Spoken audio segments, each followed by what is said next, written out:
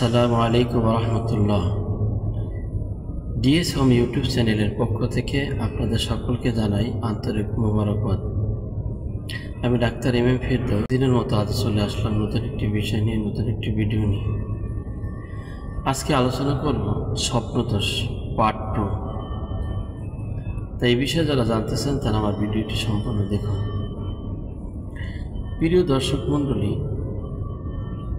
Part 2 সম্পর্কে আজকে আলোচনা করব। পার্ট 1 সম্পর্কে গেল দিন আলোচনা করা হয়েছে। 2 এর মধ্যে যে ওষুধটি থাকছে সেই ওষুধটির নাম হচ্ছে বেরাইটাকার্ব।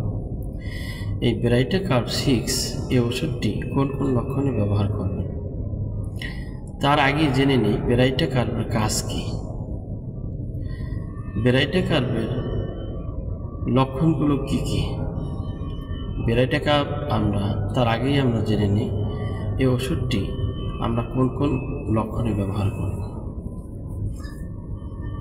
বেরাইটাকার্বের কাজ কি এ সম্পর্কে আমরা একটু জেনে নিই।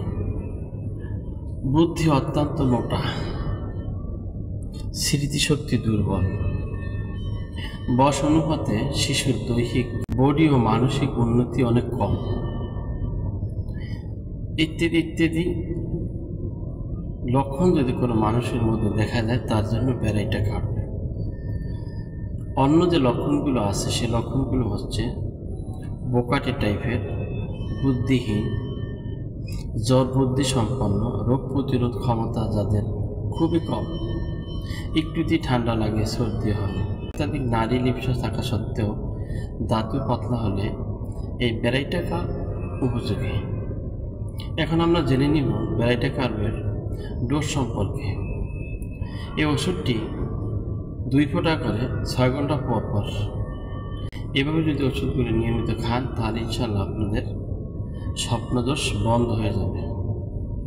স্বপ্নদোষ এমন একটা মারাত্মক রোগ, এই রোগটা যদি স্থায়ীভাবে হয়ে যায় সেক্ষেত্রে স্ত্রীকে কন্ট্রোল করা এটা খুবই জটিল হয়ে পড়ে।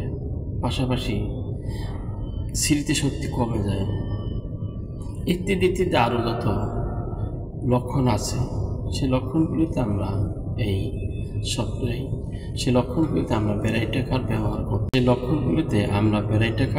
করব। ভিডিওটি কেমন লাগলো আমাকে কমেন্টে জানিয়ে দেবেন। যদি ভালো লাগে তাহলে একটি লাইক দেবেন এবং বন্ধুদের সাথে শেয়ার করবেন। ভালো থাকুন, সুস্থ থাকুন আর দেখতে থাকুন ডিএস হোম ইউটিউব চ্যানেল।